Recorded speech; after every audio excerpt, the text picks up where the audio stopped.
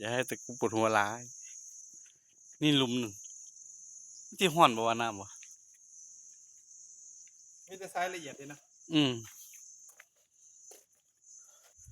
มันที่เป็นน้ำผุดห้อนเหรอนี่เคยชัดอยู่แหมว่าบาปฟ้องไม่ได้ว่ากองบริษัทได้เลยทีนี้เจ้าของมากองเจ้าของบริษัทอีฟินิกเนาะอ๋อมันโดนแสงแดด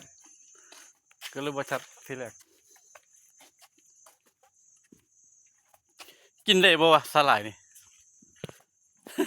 บ่ได้แล้วเนาะกินได้ปานนี้เขาบ่เหลือแล้วกินสลายซะเนาะกูยังกินอันนี้ไปเลี้ยงเอาไปเลี้ยงปลางามๆเลยนี่เหรอนี่ในบ่อปลาพี่ดงบ่อเลี้ยงปลามันก็บ่ไก่ดีว่าเนาะบ่ไก่โอ้ยเปรกับบี้เปรไปผูกนอนซะมั้งเป่ารถว่าซั่นนะผูกใส่นี่กับต้นนี่เฝ้ารถออกคักของเนี่ยแมงบ่มีแมงวีแมงวันบ่มีเอาผมไปที่อื่นก็หาผมทิ้งงานอีกใช่ไหมถูกต้องแล้วก็นอนเฝ้ารถอยู่ใกล้นี่2 โลดิอุ้ยงามไม่รีวะนี่เลี้ยงปลาในบ่อเขาปลูกไปเลี้ยงถอนไว้ได้ล่ะเขาห้ามคนของธรรมชาติออกไปอุ้ยน้ำบ้วนครับน้ำบ้วนเป็นภูเขาไฟเก่าวะบ้วนอะบ้านเขาบ่มีแล้วนะเนี่ยเฮ็ดกระด้างเป็นรองเท้าเหรอกินได้ปะเนี่ยกินได้แล้วนะเฮ็ดดิมาแค่มาอันนี้มาเฝ้ารถนะครับรถสตาร์ท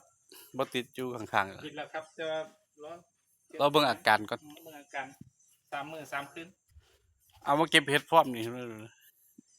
เห็ดก้อนขาวเห็ดกระด้างดอกทอกกระดุงอู้ป่าซุ้มนี่เป็นแต่มีความสุขเลยวะไม่ไปหยุ่งน้ำมันเนาะป่า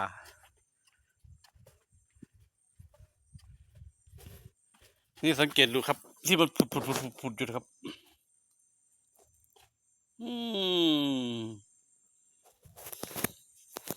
เปลือกโลกมันบางบ่แถบ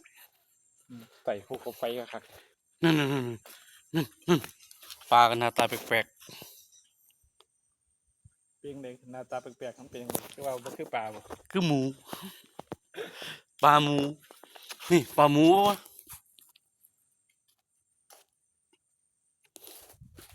คนอีสานมาเม่นกันสิว่าโอ้บักปอบเอ้ยปลาขาวบ้านกูนี่แหละ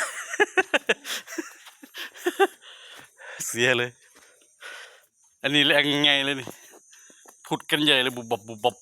บเลยโอ้สำนีกับเมื่อยละ